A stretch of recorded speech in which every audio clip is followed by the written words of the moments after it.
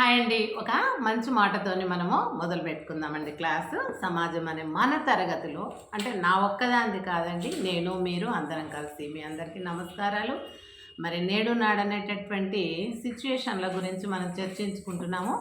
ఇటువంటి దాంట్లో మనము చేయవలసిందేంది? ఏమైనా సలహా ఇవ్వాలా? మనం వర్క్ చేసే స్టేజ్‌లో ఉన్నామా? ఇతరులకు మనం పని రూపకంగా హెల్ప్ చేస్తామా? మాట రూపంలో హెల్ప్ చేస్తామా అన్నది మనమే డిసైడ్ చేసుకోవాలండి. మన బాధ్యత కూడా అది. మన వరకే చూసుకోవద్దు. కొంతవరకు మనం ఇతరులకు కూడా సహాయపడిన వాళ్ళుగా ఉన్నట్టయితేనే మనకు ఆ పుణ్యం దక్కుతుంది కదండీ! ఒకటి చూడండి, no one is great at birth. ఎవ్వరు కూడా పుట్టుకతోనే గొప్ప కాదు. ఆ! Our behaviour and our actions make us great. మనము భూమి మీదకొచ్చిన తర్వాత ఏంటి, మనం చేసేటటువంటి మన పనులు, మన బిహేవియరు, తర్వాత మన యొక్క యాక్షన్స్ అంటే మనం చేసే క్రియలు, అంటే మనం చేసేటటువంటి క్రియలు, యాక్షన్స్ అంటే మనం చేస్తున్నటువంటి పనులు అది ఇతరులకు ఇబ్బందిగా ఉందా, మరి మన వరకే అది పూరితంగా ఉందా ఆలోచించుకోవాల్సిన అవసరం మనందరికీ ఉందండి. ముఖ్యంగా ఎవరు కూడా పుట్టుకతోనే గొప్పవాళ్ళు కాదు, వేదాంతులు గారు, మరి మహాపురుషులు కాదు, మహాదేవత స్త్రీలు కారండి. కనుక మనము జాగ్రత్తగా గమనించాలి. ఇప్పుడు మానవుడంతా ఒకటే జాతి అని మనం చెప్పుకుంటాం. కానీ మన దేశంలో మాత్రం కులమత భేదాలని చాలా విపరీతమైనటువంటి ధోరణిలో నడుస్తూ ఉన్నాయి. వాటన్నిటికి కూడా మనమే కారణం. ఎందుకంటే మనలో మనకే అహం పెరుగుతుంది. ఏందంటే నేను అగ్రజుడను, అగ్రకులానికి చెందిన వాడిని, నేను పై స్థానంలో ఉండాలి అంటాడు. కానీ రేపు చనిపోతే ఏ స్థానంలో ఉంటాడో అందరు కూడా మరి ఎక్కడైతే పాతి పెడతారో కాలుస్తారో, కాలుస్తే బూడిది, పాతి పెడితే చెదలు కదా, మట్టి.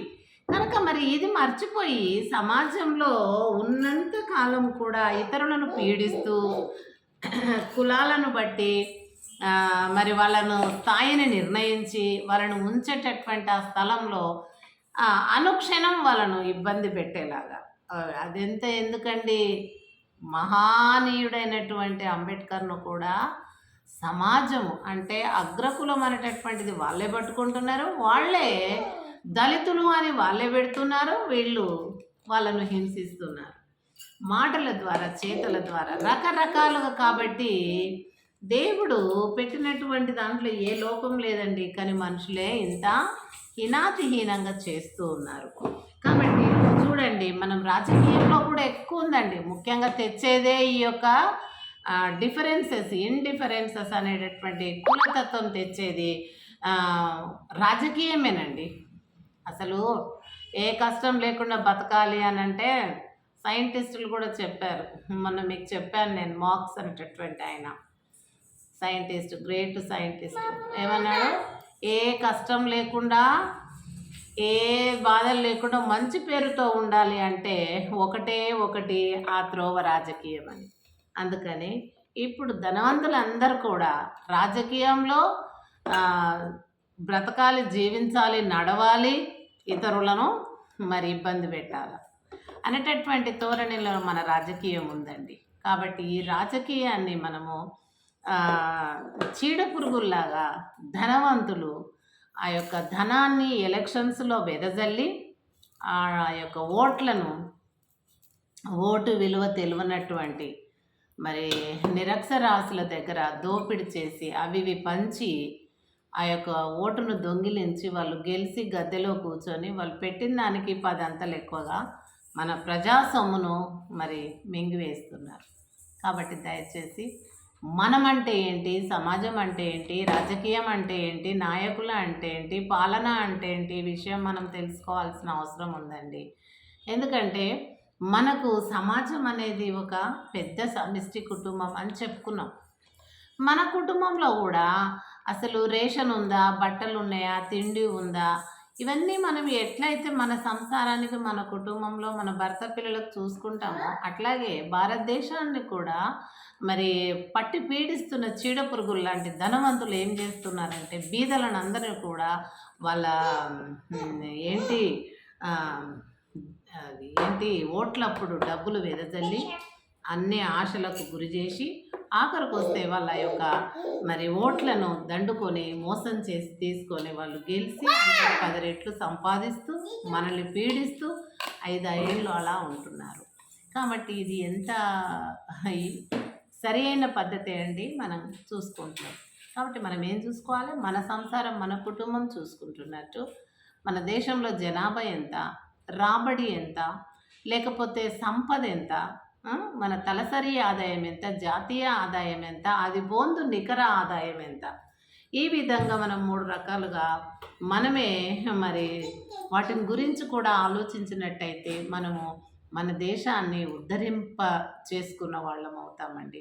లేకుంటే తినటోడు తినని, ఓటు దొంగిలించేటోడు ఏలని రాజ్యాన్ని వాళ్ళకు అప్పచెప్పడము, ఆ యొక్క మత్తు పదార్థాలకు బానిసలైపోయి మరి ఆ వీక్నెస్ ఆ నాయకులుగా నిలబడ్డ వాళ్ళు చూస్తున్నారు. ప్రజల్లో ఏ వీక్నెస్ ఉంది, వీడు 10 రూపాయలు ఇస్తే నేను 50 ఇవ్వాలి, వాడు 50 రూపాయలు ఇస్తే వీడు 1000 రూపాయలు ఇవ్వాలి. ఒకరిని మించి ఒకరు పోతూ ఉన్నారు. కాబట్టి ఇటువంటివి కూడా మరి మనము జాగ్రత్తగా గమనించి మన విలువైన ఓటును మనము మంచి నాయకులకు ఎన్నుకోవాలండి. మరి ఓటు విలువ తెలియని వాళ్ళు ఆ రకంగా చేస్తున్నారు. ఓటును విలువ తెలిసిన వాళ్ళు వాళ్ళ అభ్యర్థులుగా ఉండి ఆ ఓటును ప్రలోభాలు పెట్టి దొంగిలిస్తున్నారు. అది దొంగిలించడమేనండి.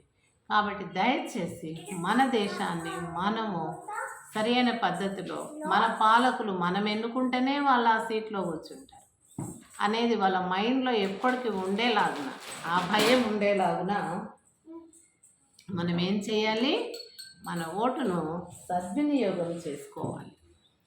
అప్పుడు ఏ ప్రలోభాలకు లొంగకుండా, ఏ మత్తు పదార్థాలకు డబ్బుకు లొంగకుండా మనము మన ఓటును సద్వినియోగం చేసుకుంటే ప్రతి ప్రజలు అప్పుడు ఏమవుతుంది, తప్పకుండా ఆ ప్రజాప్రతినిధులు మనకు భయపడి పరిపాలన చేస్తారు. ఎందుకంటే వాళ్ళు ఒక్క పైసా మేము ఆశ పెట్టిన వాటిని వాళ్ళు తీసుకోలేదు కాబట్టి వాళ్ళ దృష్టి మా పరిపాలన మీద ఉంటుందన్న భయం వాళ్ళకు ఉంటుంది. కాబట్టి దయచేసి మరి ఇప్పుడు ఎలక్షన్స్ గ్రామ సర్పంచ్లు అయిపోయినాయి.